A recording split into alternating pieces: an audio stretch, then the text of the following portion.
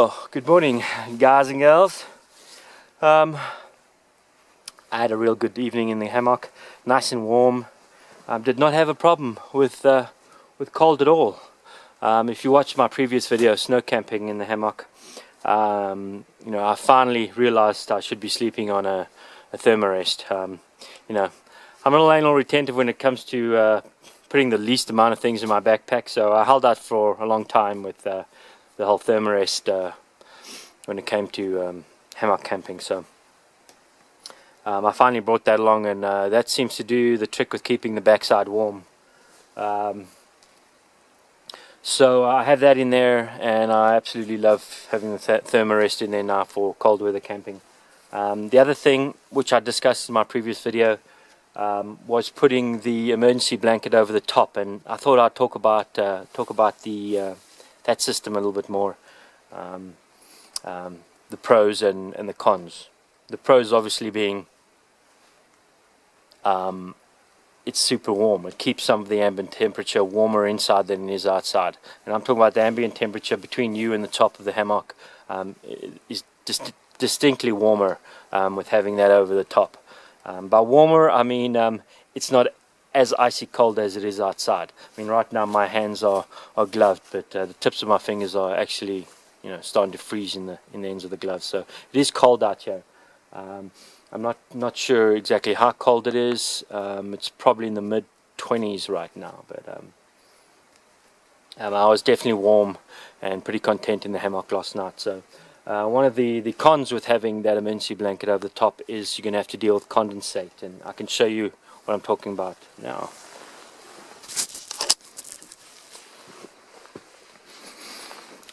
You can see we had a bit of rain last night, drizzle all night long. Actually, it's not too bad right now,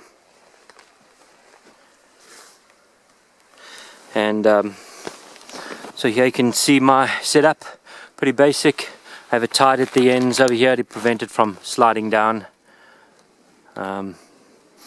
And as you will see, if I open this, if you see this, hopefully you guys can see this.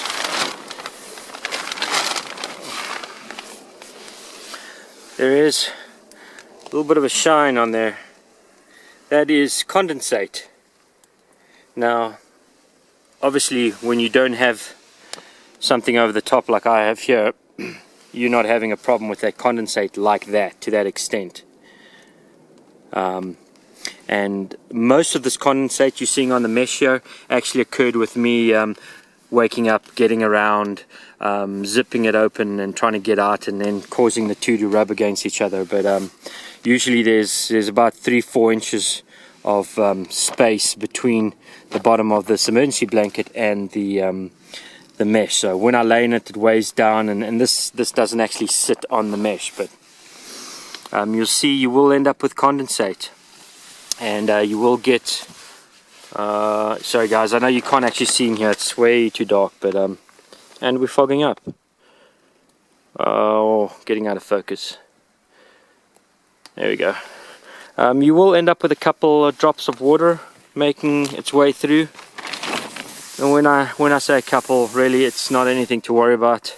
It's not like I woke up with a pool of water in the hammock, so I can live with it.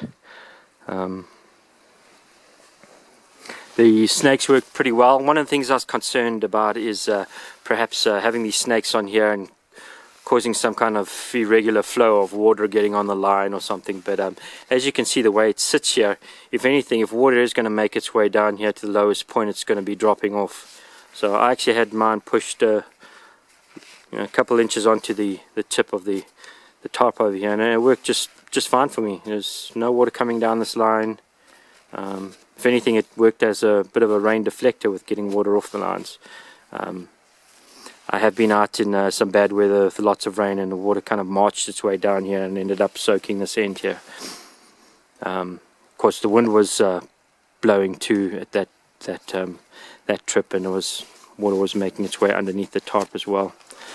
So the snake skins worked out pretty well. I definitely recommend, if you don't have those on your hammock, get those. Definitely worth it.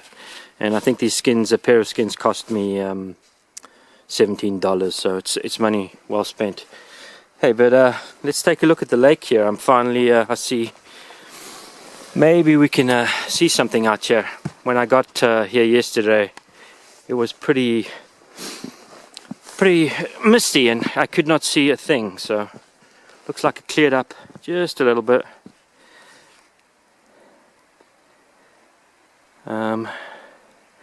That is definitely a chilly lake. I would not recommend swimming in that right now. I'm not sure if you guys can make that out, but that's a little island. That's pretty cool. And if we could see right now, the tops of the mountains are like right up there. We're in quite a deep gully or valley right now. It's just tough to see it. Oh, focus.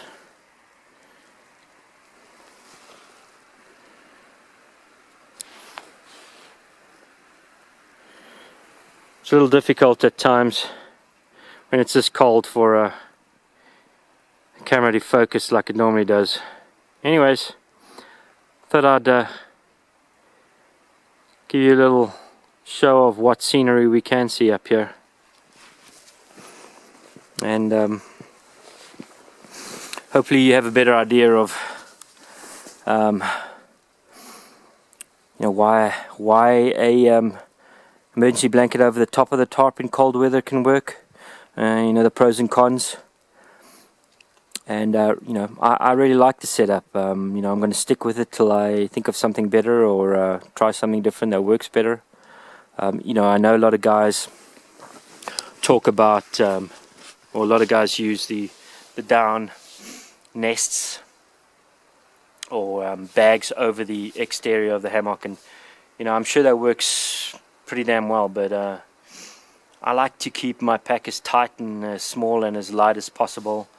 Maybe if I was just doing a lot of short afternoon camps or car camping in cold weather with my hammock, I may consider that. But I really don't want the bulkiness of a down sleeping bag plus a down nest.